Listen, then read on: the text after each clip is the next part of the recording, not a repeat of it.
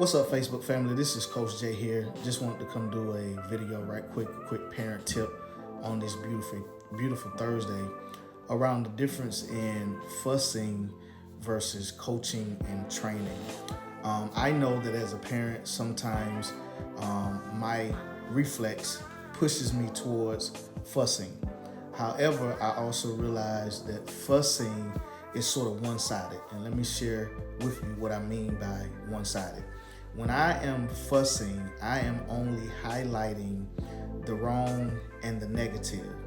And it's sort of one-sided, and it's from my lens as it relates to what happened that wasn't right, what was done that wasn't right, and the mistake that was made only. And so when you talk about training and coaching, you're shifting to a different lens, right? And you're not looking at the mistake itself. You're not looking at the issue itself, but you're looking at it like, okay, what is the lesson that I need to teach here so that I won't see this mistake happen again when it comes to my child? And so I'm not saying as a parent you shouldn't fuss. However, what I'm saying is that we as parents, mentors, coaches, we need to have a balance so that we can grow and develop those that we work with, those that we parent, those that we lead and supervise, versus tearing them down. And I believe if the only tool in your bag is fussing, there's a possibility that you could be tearing your child down. And so I just wanted to highlight some benefits of coaching, training versus fussing. One of the things that coaching and training provides is that it provides guidance, right? Again, you're not only focusing on the mistake alone, but you're focusing on, okay, how can we move from this error? What steps do we need to put in place to overcome this wrong so that it doesn't happen again? That's guidance. And then it also gives you an opportunity to offer support. Like, hey, son, daughter, I realize that you made a mistake. Mom and dad is here to support you. However, there are consequences that come with whatever mistake that you made. That's offering support, and it allows them to see that, hey, it's not the end of the world when they make a mistake, right? It's not that mom and dad is not going to talk to you when you make a mistake. Actually, mom and dad is going to be there to support you even in the midst of issue and consequences. Also, it allows you as a parent to give encouragement, right? How would you feel if you saw somebody else fuss at your child, tell them everything they did wrong, and then set them on their way?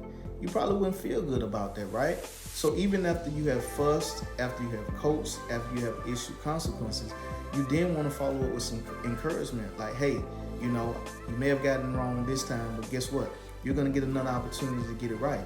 We have to encourage our children to know that just because you make a mistake is not the end of the world. We don't want them to fear making a mistake. We don't want them to fear learning from a mistake, but we have to be able to offer that encouragement just as good and effective as we give the consequences and fuss sometimes as parents. Also, coaching allows space for problem solving, resilience, and even a sense of autonomy. We want our children to be able to, in a moment, problem solve around a situation without us being present. And so the only way for them to learn that, and we be sure that they can problem solve, is that when they make a mistake, we problem solve with them to help them see how to, in a moment, make the right decisions so they won't make a mistake.